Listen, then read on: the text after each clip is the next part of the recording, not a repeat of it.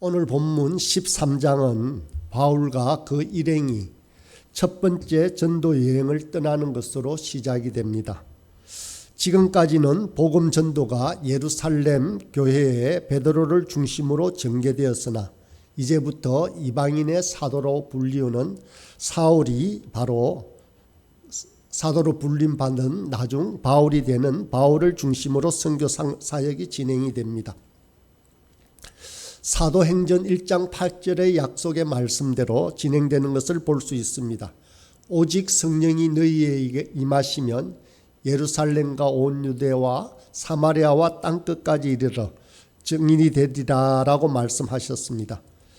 이 말씀에 의하면 이런 증인이 되는 조건은 바로 성령이 임하시는 것입니다. 성령이 임하셔야 증인이 되는 것입니다. 결코 우리의 결심으로만 다짐으로만 되어지는 것이 아닙니다.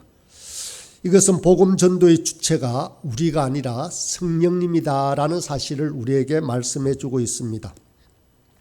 또 여기서 주목할 만한 사실 하나는 이방 선교의 출발지가 예루살렘이 아니라 안디옥 교회다라는 것입니다. 안디옥 교회는 이방인들이 주축이 되어서 세워진 교회입니다. 예루살렘 교회는 유대주의적인 편견으로 말미암아서 이방인에게는 배타적이었습니다. 그런 예루살렘 교회보다는 안디옥 교회가 이방 선교에 있어서는 더 적합한 곳이었습니다. 지리적으로도 로마 알렉산드리아 다음으로 큰 도시로 바로 서양과 동양을 연결하는 요충지에 자리 잡고 있었습니다. 그래서 성령께서 안디옥 교회를 이방 선교의 전진 기지로 준비하시고 여기에서 바나바와 바울을 준비시켜서 때가 이르러 안디옥 교회로 하여금 이방 선교를 위해 이 두 사람을 파송하기에 이른 것입니다.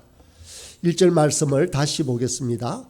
안디옥 교회에 선지자들과 교사들이 있으니 곧 바나바와 니그레라 하는 시몬과 구레네 사람 루기오와 분보왕 헤롯의 젖동생 마나엔과 및 사울이라. 안디옥 교회에 여러 선지자들과 교사가 있다라고 소개합니다. 여기 많은 인물이 있는 것처럼 보이지만 5사람입니다. 처음에 나오는 바나바와 마지막에 나오는 사울을 제외하고는 우리가 잘 들어보지 못했던 사람들입니다. 시몬과 루기오, 마나엔입니다. 분명 이들은 안디옥 설립 초기에는 등장하지 않았던 인물로 보입니다. 이들이 바나바와 사울과 같은 대열의 이름을 올릴 만한 사람이 안디옥 교회가 창립되고 난 이후에 세워졌다라고 볼 수 있습니다. 여기에서 안디옥 교회의 또 다른 위대한 점을 우리는 살펴볼 수 있습니다.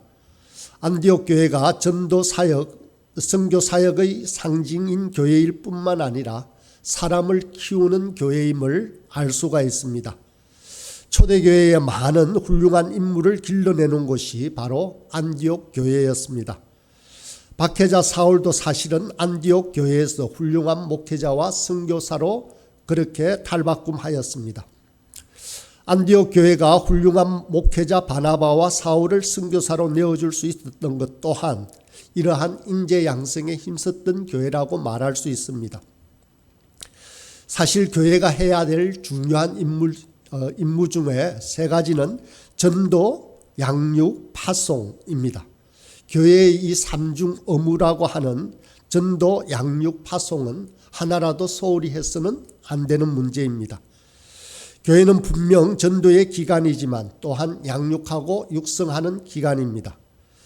교회에 이렇게 인재를 양성하고 기르는 곳이 되어야 합니다. 그래야 교회가 살아 움직이는 교회가 됩니다.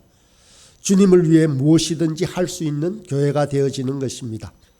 안디옥 교회는 영혼을 구제하는 전도의 일에 힘을 기울였습니다. 뿐만 아니라 양육에도 탁월한 노력을 했음을 알 수 있습니다. 양육에는 새신자를 돌보는 문제뿐만 아니라 교회 학교를 통한 다음 세대들의 양육이 있습니다. 교회가 인재를 키우는 일에 지대한 관심을 쏟아야 합니다. 다음 세대를 양육하는 일에 무관심하게 되면 교회의 미래가 없게 됩니다. 한국 교회의 미래를 걱정하는 사람들이 많이 있습니다. 그 걱정에는 많은 내용들이 있겠지만 교회가 청년과 다음 세대인 주일학교가 점점 줄어든다라는 것입니다. 서구의 많은 교회가 문을 닫은 여러 이유가 있겠지만 그 또한 교회의 인재를 양육하는 일에 소홀히 한 까닭입니다. 그래서 이제는 성도들도 없을 뿐만 아니라 교회에서 일할 일꾼도 없습니다. 인재를 양육하는 교회가 진정 부유한 교회입니다. 미래가 있는 교회입니다. 하나님의 일을 더 많이 할 수 있는 교회가 됩니다. 우리 교회는 다행히 교회를 개척하고 시작하면서부터 주일학교 학생들이 있었습니다. 또 청년 모임이 시작이 되었습니다. 이것은 우리 교회를 참으로 밝게 하는 일입니다. 소망 있게 하는 일이기도 합니다. 전도하고 양육하는 일에 우리의 시간과 물질과 수고를 들여야 합니다. 이것이 주님께서 우리에게 내린 지상 명령이기 때문입니다. 안디옥 교회가 그랬던 것처럼 우리 교회도 양육하는 일로, 전도하는 일로 칭찬받는 교회가 되길 기도드립니다. 1절 말씀에 나오는 안디옥 교회의 지도자들의 면면을 보면 그들 출신들이 그리고 인종이 각각 다름을 볼 수 있습니다.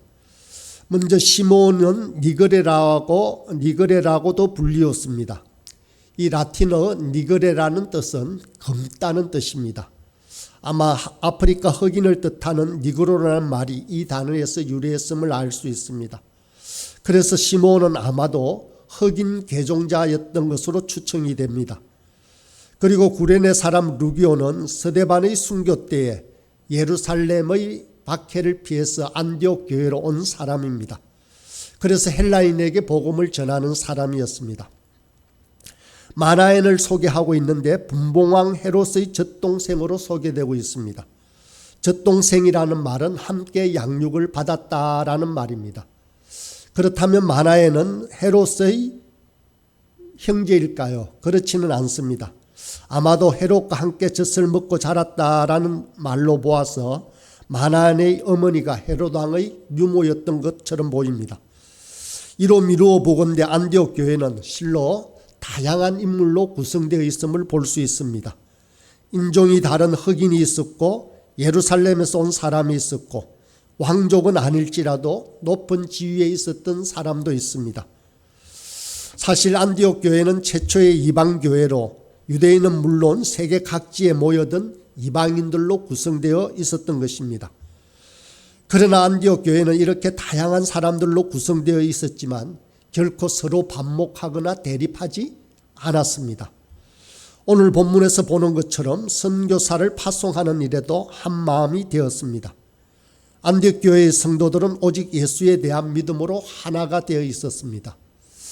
교회는 어떤 의미에서는 아주 다양한 사람들로 구성되어 있는 것이 당연합니다.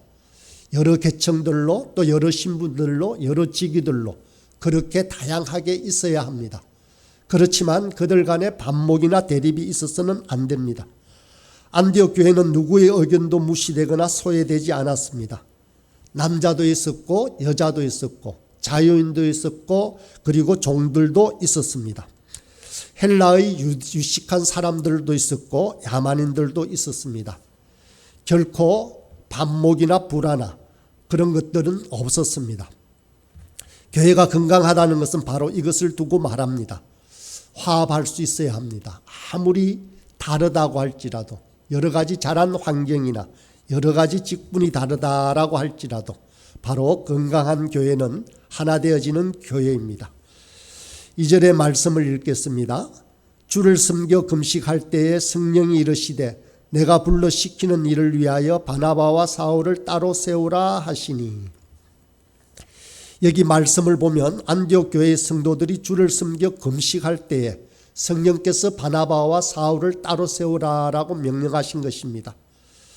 주를 섬겨 금식할 때라고 말하는 이 뜻은 섬긴다라는 뜻은 바로 공적인 일에 봉사한다는 뜻입니다.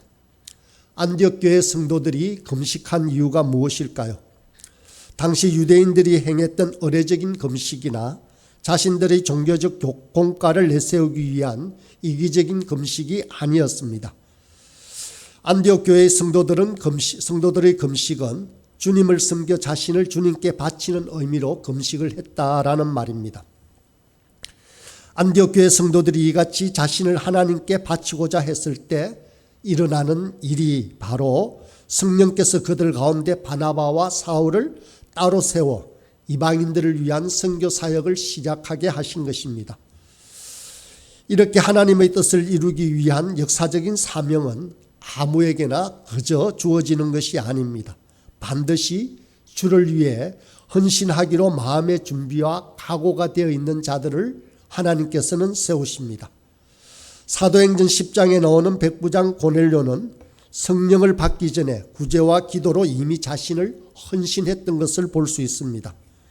또 베드로는 고넬료에게 보냄받기 전에 정해진 기도 시간에 어김없이 하나님께 기도로 준비하는 사람이었기 때문이었습니다. 이처럼 하나님 일을 하는 사람은 먼저 헌신된 자세가 있어야 됩니다. 그래야 하나님께서 서십니다. 우리 또한 마찬가지입니다. 교회가 서임을 받기 위해서는 또 우리가 서임을 받기 위해서는 반드시 개인적인 헌신과 교회적인 헌신이 있어야 합니다. 민족이 하나님께 서임 받기 위해서는 바로 그 민족이 하나님께 헌신되어야 한다라는 것을 알 수 있습니다. 또 말씀을 보면 바울과 사울을 이방 선교의 선교사로 세우는 일을 성령께서 내가 불러 시키신 일이다라고 말씀하고 있습니다. 초대교회 성도들 가운데 누구도 이방인 선교를 계획하거나 꿈을 꾸지 않았습니다. 그러나 성령께서 초대교회 성도들을 사마리아와 이방 세계로 이끄셨습니다. 그들이 말씀을 증거할 때 성령께서 역사하시고 또 그들에게 기름 붓고 물 붓고 뜨거운 마음을 주셨습니다. 선교란 바로 하나님께서 계획하고 주도하심을 알 수 있습니다. 이러한 선교를 전담하기 위해서 보내어 주신 분이 바로 성령님이십니다. 그래서 흔히 성령님을 선교의 영이라고도 하고 사도행전을 성령행전이다라고 말합니다. 성령님이 역사하시는 곳에는 반드시 전도와 선교의 역사가 일어났습니다. 성령이 역사하시는 교회는 반드시 전도와 선교의 역사가 일어나는 것입니다. 점차 생기를 잃어가는 한국 교회에 다시 살아나고 부흥하는 비결은 바로 교회가 전도의 일에 더 힘쓰는 일입니다. 또한 선교에 더 힘쓰는 일입니다. 성령님께서 불러시키시는 일을 위해서 힘써야 한다라는 것입니다. 2절 하반절을 보면 바나바와 사울을 따로 세우라고 하셨습니다. 따로 세운다라는 헬라의 의미는 구별한다는 의미입니다. 안디옥 교회의 다른 사역자들과 달리 바나바와 사울을 구별되게 세웠다는 의미입니다. 이 둘은 이제 본격적인 오직 선교에만 전념해야 했습니다. 이 사실로 우리는 성도들에게 저마다의 사명이 구별되어 있음을 알 수 있습니다. 베드로에게는 베드로의 사명이 있습니다. 바울에게는 바울의 사명이 있습니다. 시몬과 루기오와 마나엔에게는 또 그들 각자에게 주어진 사명이 있는 것입니다. 우리 각자에게도 마찬가지입니다. 각자 나름의 고유하고 독특한 사명들이 있습니다. 바울 사도는 에베소서 4장 11절 12절에서 다음과 같이 말씀하십니다. 그가 어떤 사람은 사도로, 어떤 사람은 선지자로, 어떤 사람은 복음 전하는 자로, 어떤 사람은 목사와 교사로 삼으셨으니 이는 성도를 온전하게 하며 봉사의 일을 하게 하며 그리스도의 몸을 세우려 하심이라. 각자에게 직분을 달리 주셨다라는 말입니다. 각기 다른 자기의 사명과 자기의 은사를 발견하고 그것을 살려나갈 때 인생의 빛이 난다라는 것을 말씀해 줍니다. 각자에게 주어진 독특한 사명으로 각자의 삶에 생기가 돋아납니다. 그런데 문제는 다른 사람과 비교해서 자신의 은사와 사명이 더 낫거나 덜하다라고 생각합니다. 그러면 힘을 잃고 생기를 잃게 됩니다. 우리 각자에게는 하나님께서 주신 고유한 은사와 사명이 있습니다.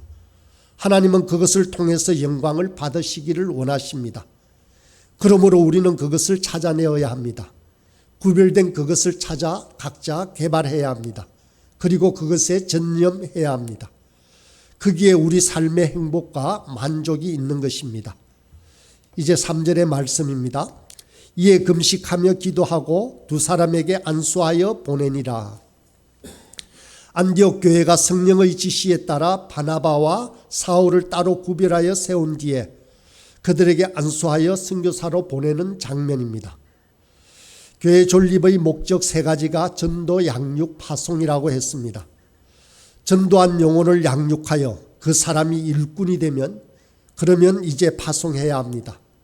그 사람으로 하여금 가정에 쓰든 직장에 쓰든 파송된 선교사의 역할을 감당하도록 해야만 합니다. 파송하지 않으면 정체가 되어집니다. 고인물이 썩는다라고 했습니다. 계속해서 새 신자로만 있어서는 안 됩니다. 양육하여 자라난 자는 파송해야 합니다. 그곳이 꼭 외국이나 먼 곳이 아닐지라도 자신이 처한 곳에서 또 다른 사람을 전도하고 섬길 수 있도록 해야 합니다. 그래서 그 사람이 가정복음화의 주역이 되어야 하고 직장 선교사가 되어야 하는 것입니다. 혹 부름을 받은 사람이 있다면 다른 곳으로, 다른 지방으로 혹은 외국으로 파송되어야 하는 것입니다. 바나바와 사울은 안디옥 교회를 놀랍게 부흥시킨 위대한 지도자들입니다. 따라서 안디옥 교회 성도들에게 있어서 그들을 이방 선교사로 보낸다는 것은 교회 입장에서는 큰 손실이 아닐 수 없습니다. 그럼에도 불구하고 안디옥 교회 성도들은 두 사람을 잡아두려고 하지 않았습니다. 금식하며 기도하고 안수한 후에 그들을 떠나 보내었습니다.